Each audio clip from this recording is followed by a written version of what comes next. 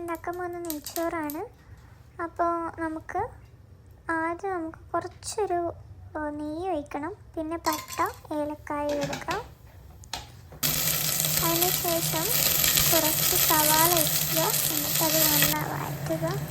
എന്നിട്ട് പിന്നെ അല്പം കഴുകി വെച്ച് അരി എടുക്കുക. ഞാനിവിടെ 1 ഗ്ലാസ് അരിയാണ് എടുത്തുള്ളത്.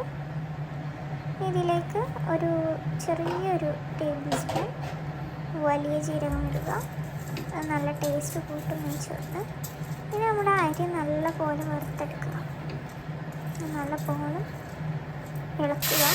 എന്നിട്ട് നമുക്ക് 2 ഗ്ലാസ് വെള്ളമാണ് ഒഴിക്കേണ്ടത്. 1 ഗ്ലാസ് അരിക്ക് 2 ഗ്ലാസ് വേണം. ഇത് ബസ്മതി അരി ആയതുകൊണ്ട് 2 ഗ്ലാസ് വേണം. നെയ്ച്ചോറ് അരിയാണെങ്കിൽ നമുക്ക് 1.5 ഗ്ലാസ് മതി. ഇതിലേക്ക് ഉപ്പിടുക.